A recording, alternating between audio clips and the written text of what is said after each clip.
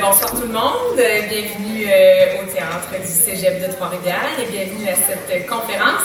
Je me présente pour ceux qui ne me connaissent pas. Mon nom, c'est Isabelle Philibert, technicienne en loisirs ici au Cégep de Trois-Rivières. Sous plusieurs chapeaux, la majorité des gens me voient évoluer au service des sports, mais également en charge de tout ce qui est environnement et développement durable. Donc, c'est un beau partenariat qu'on a fait avec le comité Vigilance Hydrocarbures de Trois-Rivières. Un partenariat simple et rapide, comme on les aime, donc qui fait en sorte qu'on peut vous offrir ce soir cette belle conférence qui sera donnée par M. Coderre. Donc, je ne m'étire pas plus longtemps que ça. Je vous souhaite une excellente soirée. Et je vous présente Madame Chloé Robert-Lachapelle, qui est présidente du comité Vigilance Hydrocarbures de Trois-Rivières. Merci beaucoup.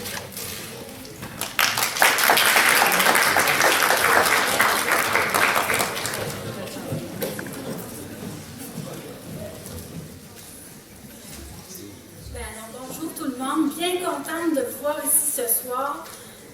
Malgré le fait malgré l'abandon du projet TransCanada. Dans le fond, cette conférence-là, elle a pour but pour vous informer, pour élargir vos connaissances avec l'aide de M. Coderre, qui est enseignant au Centre national de formation en traitement de l'eau. Donc, c'est notre expert ce soir. On est vraiment contente de l'avoir invité ici.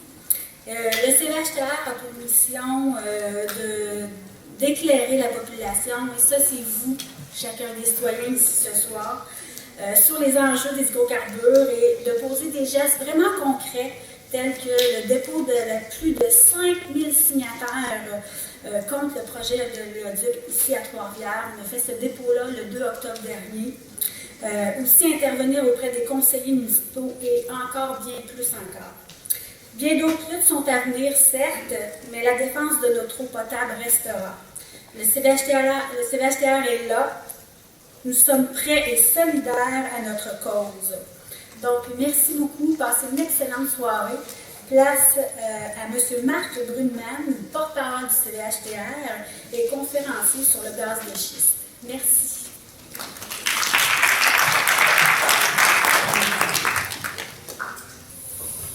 Oui, bonjour. Je me nomme Marc Brunman, je suis porte-parole du comité Vigilance Hydrocarbures de Trois-Rivières, mais également membre du collectif scientifique sur la question du gaz de schiste et membre du collectif ad hoc sur la protection de l'eau potable. Mais avant de présenter plus à fond le conférencier, j'aimerais peut-être appeler ici au micro M. Jean Guilbert, que vous connaissez sans doute, un des professeurs ici au Cégep. Est-ce qu'il peut venir?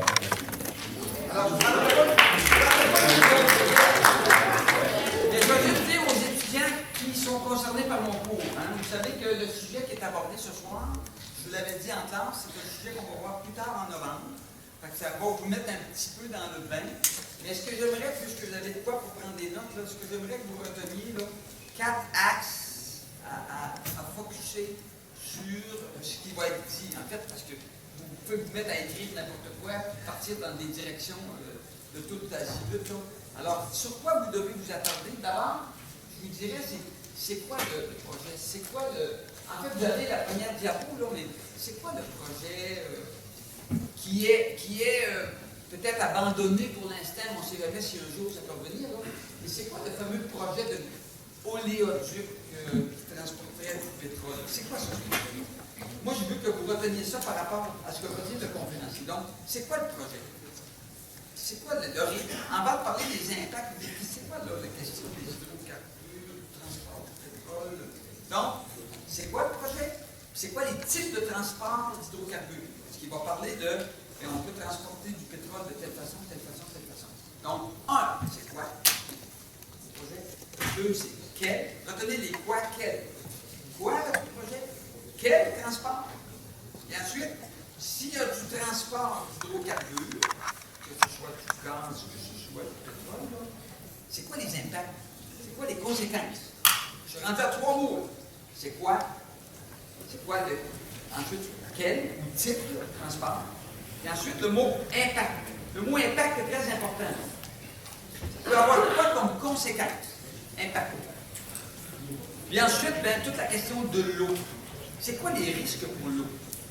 Donc, parmi les impacts, il y a un impact sur l'eau. Quelle eau? C'est l'eau des rivières? C'est l'eau des robinets? C'est quoi l'eau? Comment il va aborder la question de l'eau? Parce que le conférencier est assez spécialisé dans l'eau, la question de l'eau. Est-ce qu'il y en a qui ont des questions sur ce que j'attends de vous, là? Dites-le. OK?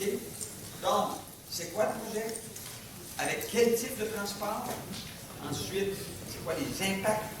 Et ensuite, toute la question de l'eau. Comment la question de l'eau est abordée là-dedans?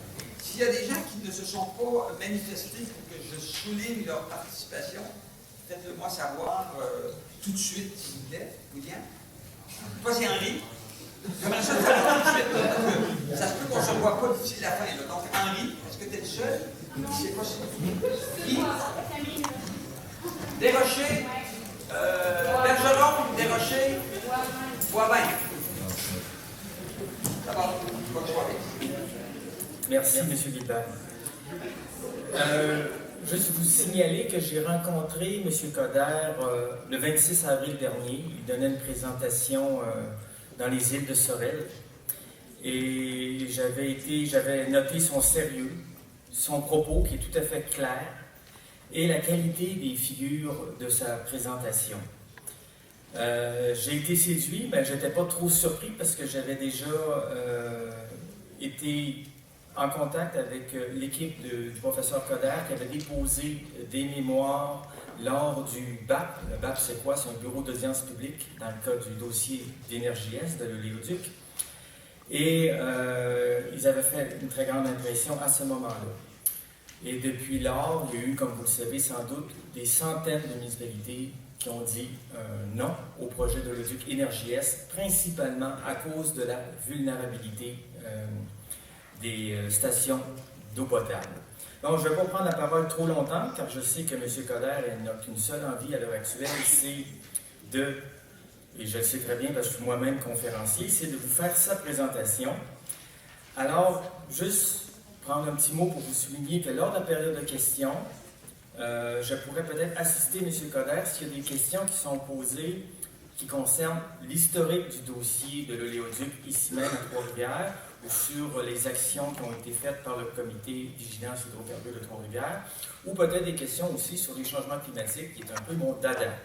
Donc, sans plus tarder, je vais laisser place à notre conférencier, M. Guy Coderre, enseignant du Centre national de formation en traitement de l'eau, et qui va livrer sa présentation intitulée « Vulnérabilité des stations de purification de l'eau et risques pour la population en cas de contamination de l'eau par les hydrocarbures ». Merci beaucoup.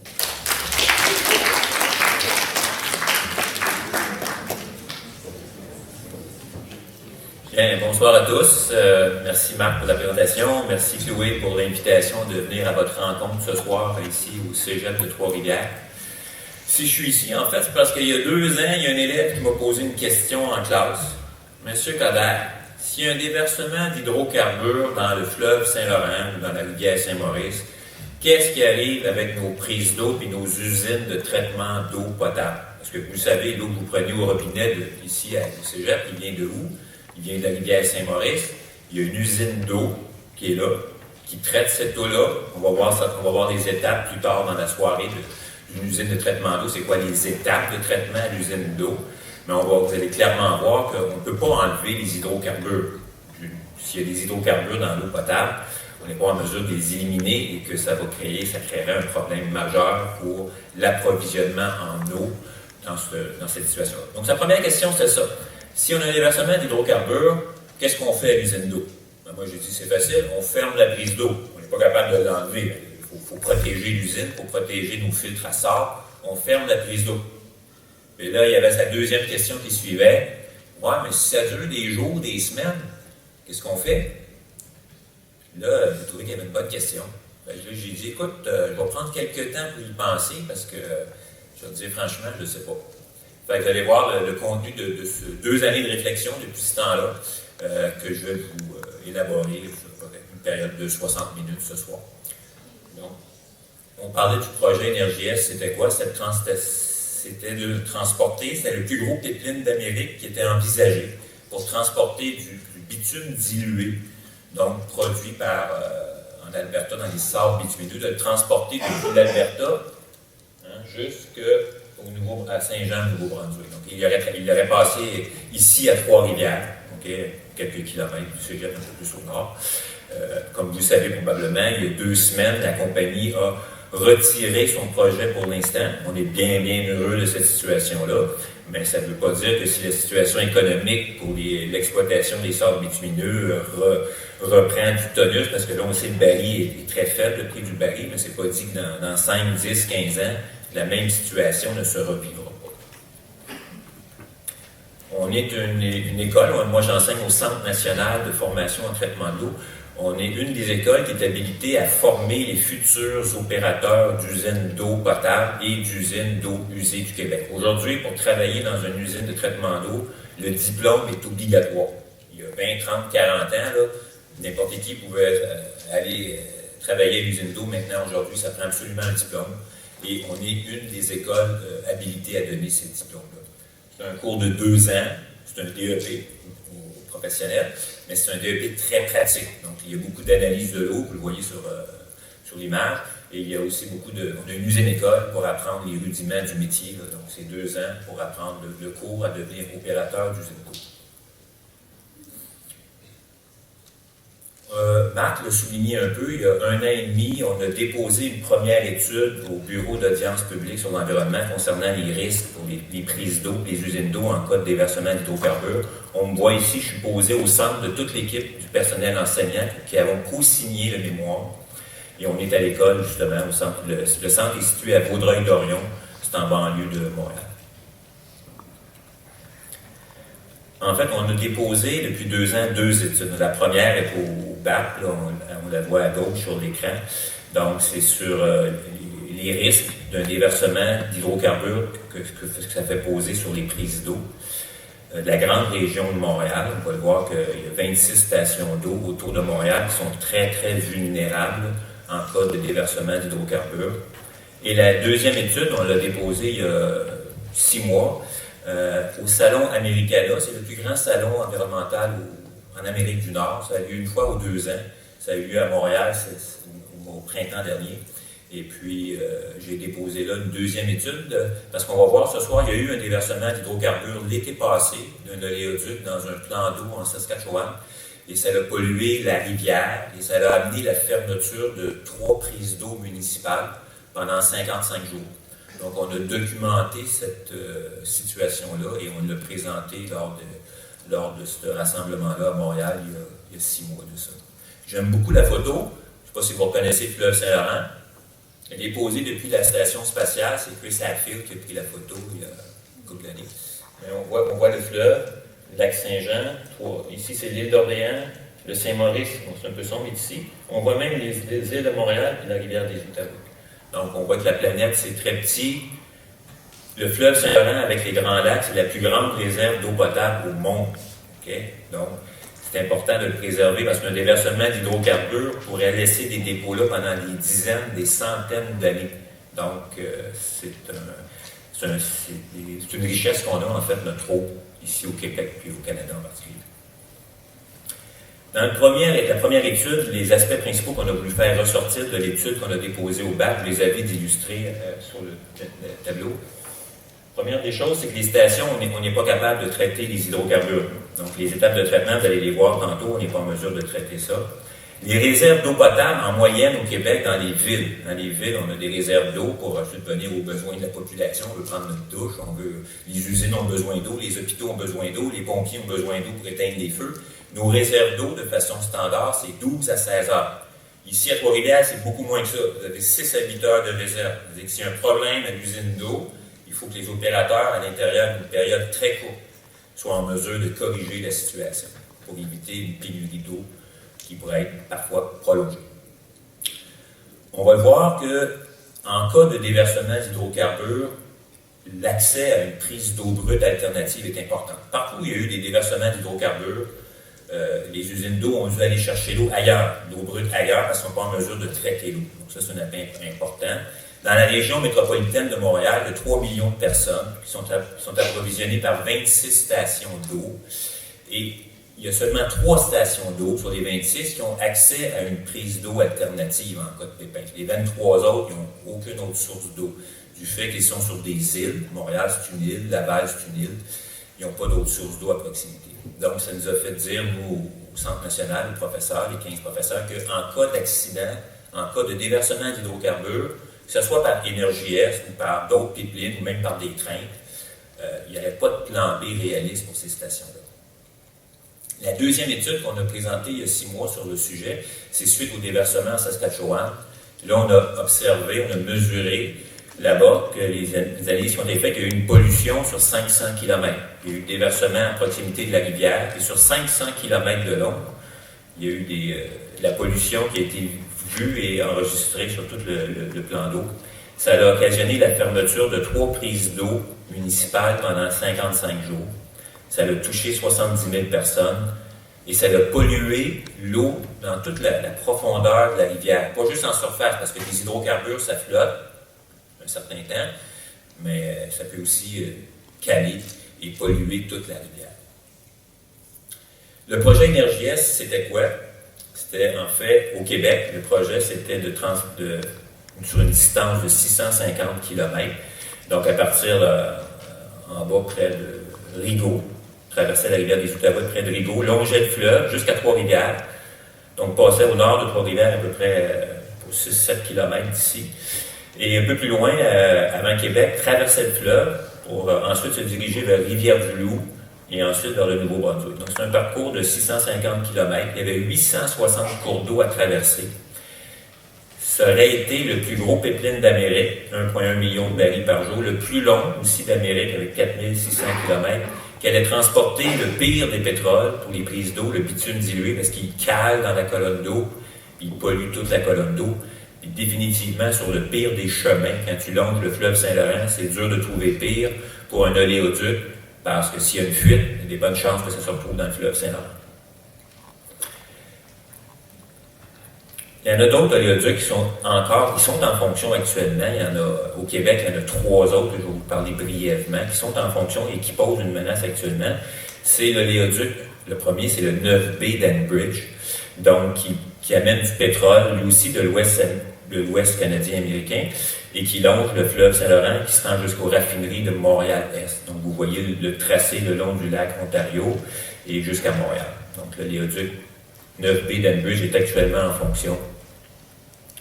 Un autre oléoduc aussi en fonction actuellement, c'est un oléoduc qui fait le parcours inverse. Oui. Il prend le pétrole raffiné des raffineries de Montréal et le redirige vers l'Ontario, Toronto, cette région-là. Donc c'est l'oléoduc Transnord qui fait ce transport-là de pipeline, par pipeline. Et un dernier oléoduc en fonction au Québec, c'est l'oléoduc Saint-Laurent. Lui, il part de Lévis, la raffinerie Valero de Lévis, pour se rendre jusqu'à Montréal-Est, aussi à l'autre raffinerie du Québec, Suncor. Il y a 2 grosses raffineries au Québec, celle de Valero à Lévis, celle de Suncor à Montréal. Donc il y a 3 pipelines actuellement en opération au Québec. Si on regarde particulièrement dans la région métropolitaine de Montréal, donc vous voyez le parcours des différentes pipelines. En vert, on va l'oublier maintenant, c'est le pipeline Énergie Est qu'ils ont retiré leur demande il y a 2 semaines. Mais les 2 autres pipelines, le bleu, c'est celui-là d'Enbridge 9B. Donc, il parcourt le secteur nord de la région métropolitaine. Puis il y a le Transnord en mauve. Puis on voit aussi l'arrivée du pipeline Saint-Laurent en orange. Les étoiles, c'est tous les endroits de traverse majeure de cours d'eau. Donc ça, c'est des endroits qui nous font peur, on peut dire ça comme ça particulièrement, parce que là, ils passent sous la rivière. Et donc, s'il y a une fuite à cet endroit-là, bien, on comprend que c'est les plans d'eau, la rivière des Outaouais, la rivière des Mille-Îles, la rivière des Prairies, le fleuve qui serait pollué rapidement, instantanément. En vert, c'est les prises d'eau autour de Montréal. Il y a 26 stations d'eau. Je les connais tous parce que j'ai des élèves qui sont là, dans ces usines-là, en stage. Okay? Moi, je forme. Le cours dure 2 ans. Puis il y a 1 mois de stage. Ils se rendent dans ces usines-là. Donc, je connais beaucoup les stations d'eau autour de Montréal, les Trois-Rivières ou ailleurs au Québec aussi. Qu'est-ce qui arriverait en cas de déversement, surtout dans le coin de la rivière des Outaouais, c'est particulièrement sensible à ce niveau-là. Vous voyez à gauche, le losange orange, ça serait un lieu où on pourrait avoir un déversement, là, de soit d'Énergie-Est, Enbridge ou Transnord. Ils passent à peu près tous à la même place dans la rivière des Outaouais, à l'entour de Rigaud. Il y a une étude qui a été faite par le groupe Savaria Expert Conseil pour le compte de la communauté métropolitaine de Montréal. Donc, il y a une étude qui a été faite pour essayer de quantifier s'il y a un déversement, combien de temps ça prend aux hydrocarbures pour se rendre aux stations d'eau de la région métropolitaine de Montréal. En gros, ça prend à peu près 12 à 24 heures.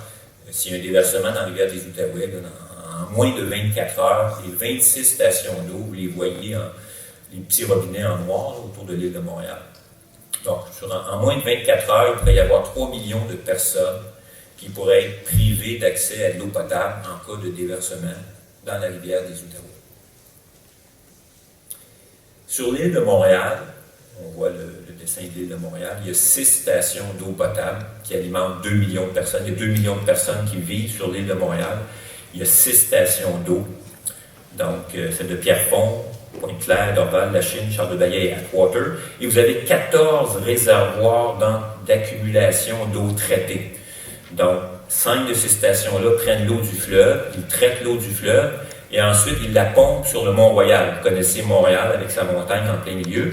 Donc, on profite de cette montagne-là sur l'île de Montréal pour en faire un endroit pour accumuler l'eau potable. Et de là, par gravité, ensuite, l'eau redescend vers les maisons, les industries. Donc, pour Montréal, ça représente ces 14 réservoirs d'accumulation qu'ils ont. Ça leur donne une réserve de 1,5 million de mètres cubes. Et lorsqu'on sait qu'à peu près, on consomme à Montréal 2 millions de mètres cubes par jour, c'est les besoins en eau sur l'île de Montréal, ça représente une réserve utile de 16 heures. Donc, Montréal, c'est un problème d'alimentation en eau brute. Ils ont 16 heures pour remédier à la situation. Pour vous donner une idée, 1,5 million de mètres cubes, c'est exactement le volume du stade olympique plein jusqu'à l'anneau. L'anneau technique en haut, c'est ça, 1,5 million de mètres cubes d'eau par jour qu'on a besoin à Montréal. On parle des pipelines, parce que les pipelines particulièrement sont plus menaçants du fait qu'ils transportent beaucoup d'hydrocarbures en peu de temps. Il y a plusieurs causes qui peuvent amener la rupture des pipelines, dont les défauts de fabrication, la fissuration sur la conduite, où ils ont eu des soudures latérales, des interférences extérieures, ça c'est quand les travailleurs viennent travailler à proximité avec des équipements lourds, ça arrive souvent, c'est ça qui cause l'explosion, la fuite du pipeline.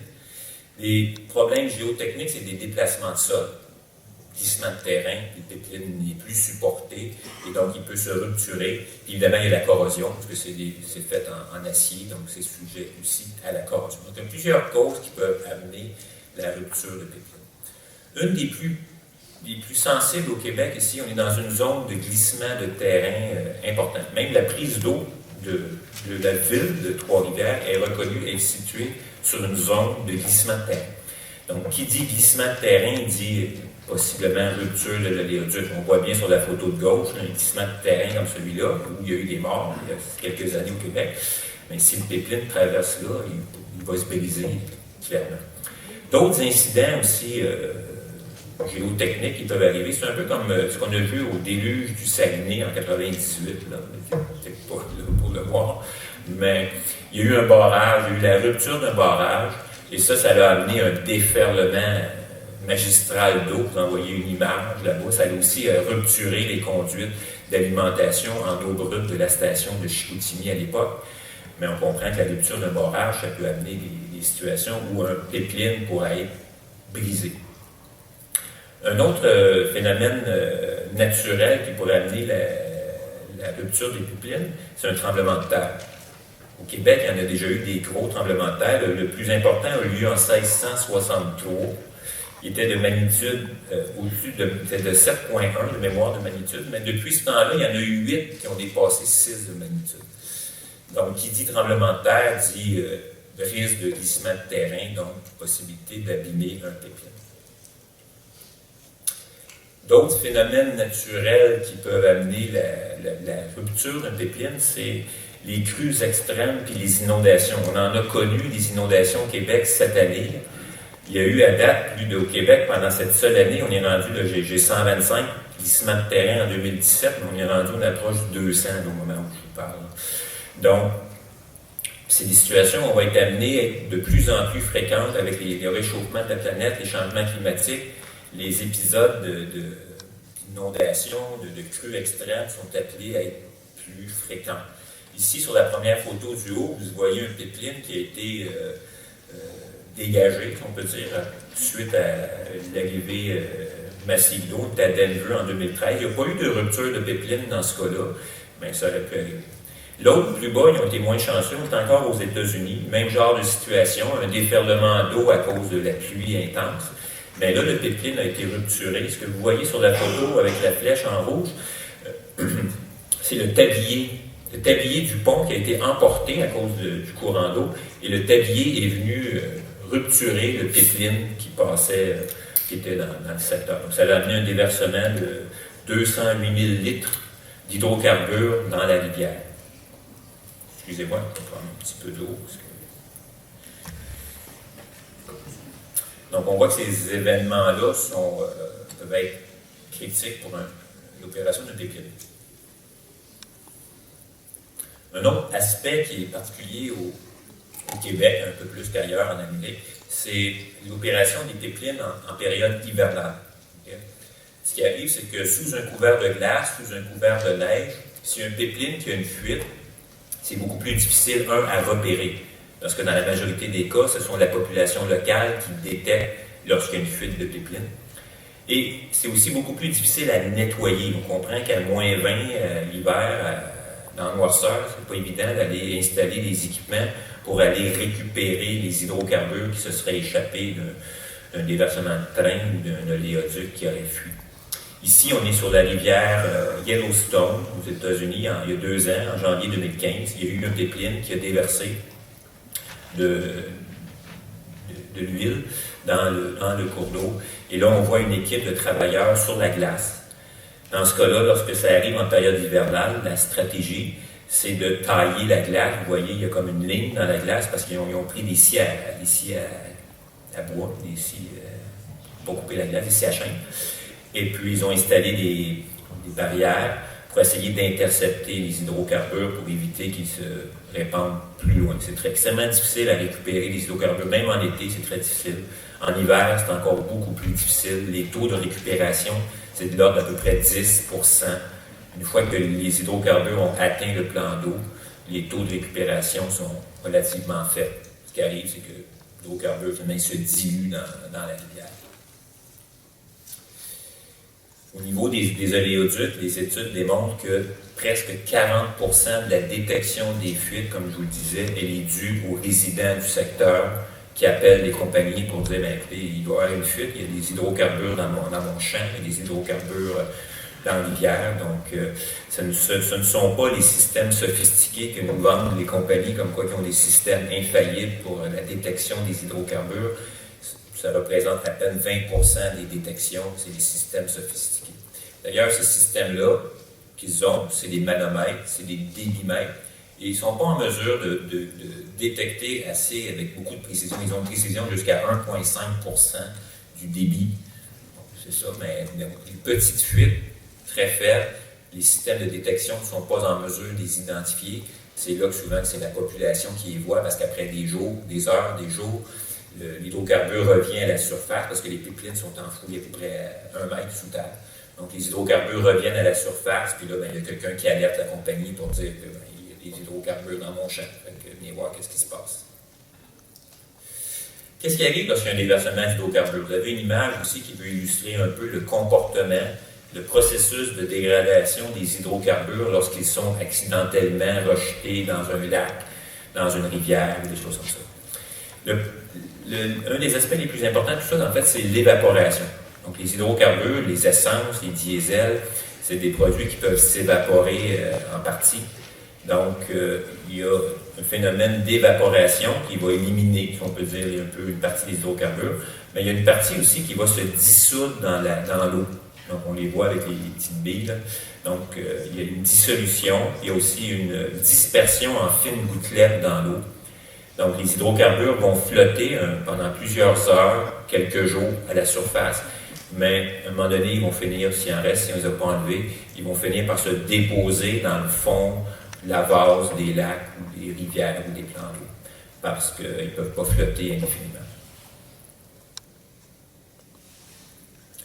Aux États-Unis, vous avez une carte ici des déversements de pipeline d'oléoducs aux États-Unis depuis une vingtaine d'années.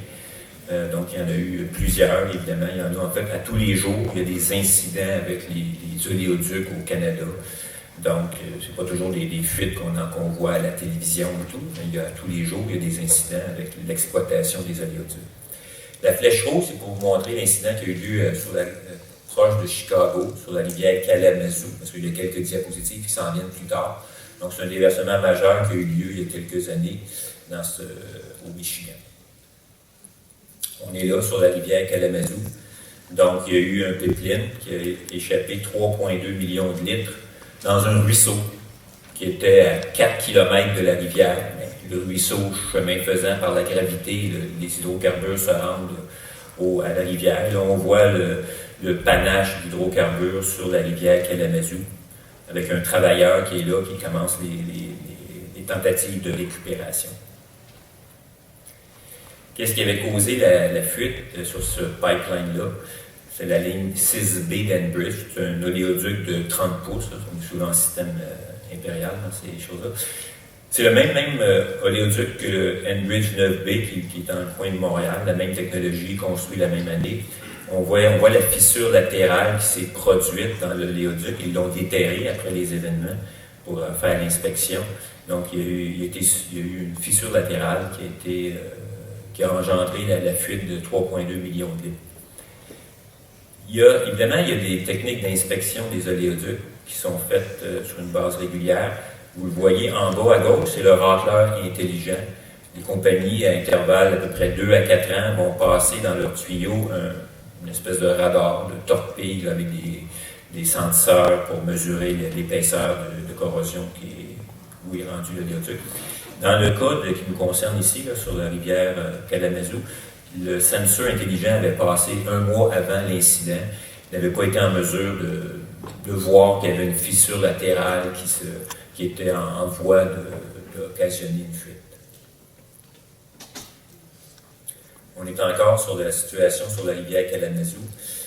Vous voyez à droite l'arrivée du petit ruisseau Talmadji, dans lequel s'est déversé 3,2 millions de litres. Et là, on voit les équipes d'intervention d'urgence qui sont là sur place. Si j'ai retenu cette photo-là, c'est pour vous illustrer à quel point, vous voyez un peu le pétrole, les hydrocarbures, vous le voyez en surface, là, ils ont beaucoup de difficultés en fait à aller le récupérer. Une fois qu'il est rendu dans l'eau, c'est extrêmement difficile, même s'ils mettent des estacades, des barrières flottantes. Le pétrole, l'hydrocarbure, là, ils s'amusent un peu avec ces équipements-là. Donc, c'est pas facile à récupérer une fois que l'hydrocarbure a atteint le plan d'eau. Il y a eu 2000 travailleurs qui ont été affectés pour ramasser ce dégât-là sur la rivière Kalamazoo. Donc, ça a coûté à date 1,2 milliard de dollars pour les équipes de nettoyage. Ça a occasionné l'évacuation de 150 familles qui étaient à proximité de la rivière. Heureusement, il n'y avait aucune station d'eau potable municipale qui s'approvisionnait en eau brute de cette rivière-là. Donc, ça a affecté les résidents qui avaient leur propre puits.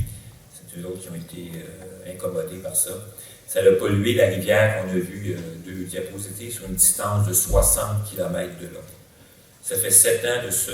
Et il y a encore aujourd'hui, selon le ministère de l'Environnement des États-Unis, l'agence EPA, il y a encore aujourd'hui jusqu'à 15 à 20 % du pétrole qui est toujours dans le lit de la rivière, pour lequel ils préfèrent maintenant le laisser là que d'aller le rechercher, parce que si on va le rechercher, on va le ressoulever encore. Donc, ils ont statué après 7 ans qu'il allait rester dans le fond de la rivière. Ça, c'est en 2010. Les compagnies, les pépinières, nous disent depuis ce temps-là, il n'y en aura plus de problème. On a eu notre leçon, les versements dans la rivière Kalamazoo. Là, on ne veut plus que ça se reproduise et tout. Mais depuis 2010, moi, en faisant une recherche sur Google, en 1 heure, 2 heures, j'étais capable de retrouver 10 déversements de pipeline de plus de 1 million de litres. Je ne vous parle pas des autres moins gros, mais 1 million de litres, là, ça commence à être quelque chose de majeur. Donc, il y en a eu 10 en Amérique, Canada, États-Unis, depuis ce 2010-là. Vous voyez les volumes qui ont été déversés, 3,2 millions, 4,5, 3,5 et tout. Je n'ai encerclé les deux en rouge parce que je trouvais particulier que c'est des petits oléoducs. Un, c'était un oléoduc de 6 pouces seulement, qui avait déversé 3,2 millions de litres en 2013 dans le Dakota du Nord. Et un petit peu après, en 2015, on va voir une photo tantôt, un oléoduc de 12 pouces qui a déversé 5 millions de litres. Énergie-S, par rapport à ça, ça va être un oléoduc de 42 pouces, le plus gros d'Amérique. Donc, tu comprends que ça fait des volumes considérables en cas de déversement. Si on voit 2 déversements d'oléoducs des dernières années aux États-Unis, un aux États-Unis, à gauche aux États-Unis, dans une banlieue d'Arkansas, une fuite d'oléoduc qui a amené le déversement de 1,1 million de litres. Donc, on voit un peu les traces que ça laisse. Dans ce cas-là, il y a un lac qui a été pollué parce que le résidu a atteint les puisards de la ville. Et des puisards, ça s'est communiqué à un lac à proximité qui a été pollué. L'autre déversement, c'était en 2015, en Alberta, celui-là, c'est un déversement de 5 millions de litres. Et qu'est-ce qui est cocasse un peu avec ce pipeline-là qui a eu une fuite, c'est qu'on est à quelques kilomètres des raffineries de Fort McMurray. Donc, vous les voyez au fond, là, un petit peu, vous voyez des bâtiments, c'est une raffinerie, c'est un centre d'exploitation des sables bitumineux de l'Alberta, et on est à quelques kilomètres, et ça a pris 17 jours avant qu'ils se rendent compte qu'il y avait une fuite du pipeline. C'est pour ça qu'il y a eu un volume si important qui a été déversé. Mais là, on est tout près des installations. Lorsqu'on fait un pipeline comme Énergie-S, qui est de transporter ça à travers le Manitoba, l'Ontario et le Québec, souvent dans des zones inhabitées. Ben, si à côté de chez vous, à 2-3 km, ça a pris 17 jours avant de voir qu'il coulait, dans les sapins au nord de l'Ontario, en Mauricie ou dans des coins reculés du Québec, combien de jours ça va prendre avant qu'on détecte qu'il y a un pipeline qui coule? Tantôt, vous avez vu du monde qui travaillait sur la glace. Là. Il y avait eu un déversement dans la rivière Yellowstone. Qu'est-ce qui a amené la fuite du pipeline sur cette rivière-là? En fait, c'est l'érosion du pipeline. Vous le voyez, normalement, le pipeline il doit être recouvert de terre, de roches, de galets, pour éviter qu'il soit en contact avec l'eau directement. Dans le cas de la rivière Yellowstone, c'est un cas qu'on a incité ici au Québec, parce qu'on a beaucoup de rivières au Québec. On a beaucoup de rivières à très gros débit. La Saint-Maurice, au printemps, le débit devient très, très important. Les risques que ça apporte au niveau de l'exploitation des pipelines, dans ces cas-là, c'est un peu comme ils ont vécu il y a 2 ans au Montana. De pipeline, le galet qui le recouvre disparaît ou est emporté par le courant d'eau. Et là, le pipeline devient exposé aux intempéries, au courant. Et là, c'est ça qui a amené la fuite du pipeline sur la rivière Yellowstone. Les conséquences de ce déversement-là dans cette rivière-là, au niveau des prises d'eau, c'est les inconvénients ont duré 1 semaine dans la rivière. Donc, ça a forcé la ville à alimenter en eau embouteillée ses résidents pendant 1 semaine. Et les travailleurs du réseau d'aqueduc ont dû aller procéder au curage du réseau d'aqueduc. Le curage, ça veut dire le nettoyage du réseau d'aqueduc parce qu'il avait été pollué par des contaminants à base d'hydrocarbures. L'an dernier, en Alabama, le même oléoduc a eu deux problèmes en l'espace d'1 mois. En premier, il y a eu une fuite d'1,3 million de litres. On le voit, un des étangs en noir qui est pollué. Et puis, 1 mois plus tard, sur le même oléoduc, là, il y a eu une explosion. Donc, il transportait des essences, des produits inflammables. Et puis là, ça a amené la mort d'un travailleur, puis ça a fait 5 blessés. Donc, les oléoducs, c'est aussi... il y a des risques aussi au niveau lorsqu'ils sont dans des zones urbaines. Et c'est le cas actuellement avec Transnord, Enbridge, qui traversent des zones très, très populeuses. Donc, les incidents pourraient avoir des conséquences aussi au niveau de l'explosion. Tout récemment encore, il y a eu un oléoduc qui a déversé l'été dernier en Saskatchewan. Le 21 juillet 2016, il y a eu le déversement dans cette rivière-là. Et là, vous voyez un peu le panache des hydrocarbures qui se répandent dans la rivière. Le petit cartoon qui est là, c'est pour vous dire à quel point nous autres, dans nos usines d'eau, notre hantise, c'est ça. On est capable de tout enlever, nos usines d'eau, les virus, les bactéries, la turbidité, la couleur, le fer, le manganèse, l'ammoniac. Ça ne nous énerve pas pantoute. On peut enlever ça sans problème. Mais des hydrocarbures, on n'est pas capable. Ça, on est dépourvu. Ça nous fait peur. Notre hantise dans les usines d'eau, c'est d'être un jour aux prises avec des hydrocarbures. Dans ce déversement-là, dans la rivière Saskatchewan, la première photo à gauche que vous voyez, c'est le début où a eu lieu le déversement. Et là, il y a une équipe qui s'est amenée là avec une pépine. Vous la voyez, il commence à creuser pour essayer de trouver il est où la fuite, parce que le tuyau est enfoui sous la terre. 24 heures plus tard, déjà, les hydrocarbures ont parcouru 120 km sur la rivière, et là, ils se retrouvent à la première ville qui allait être affectée, c'est la ville de North Battleford. Donc, on voit là, le panache d'hydrocarbures qui flotte, mais dites-vous qu'il y en a autant qu'on ne voit pas, sinon plus, qui sont dans la colonne d'eau en fines particules. L'été dernier, donc, le déversement a eu lieu sur la rivière Saskatchewan-Nord, près de Maidstone. En fait, précisément, la fuite a eu lieu à 300 mètres de la rivière, mais une bonne partie des hydrocarbures, il y a eu 225 000 litres qui s'est déversé dans la rivière. Pas dans la rivière, il y a eu 225 000 litres qui ont été déversés du tuyau. Le sol en a absorbé, mais il y a eu 101 000 litres qui s'est retrouvé dans la rivière.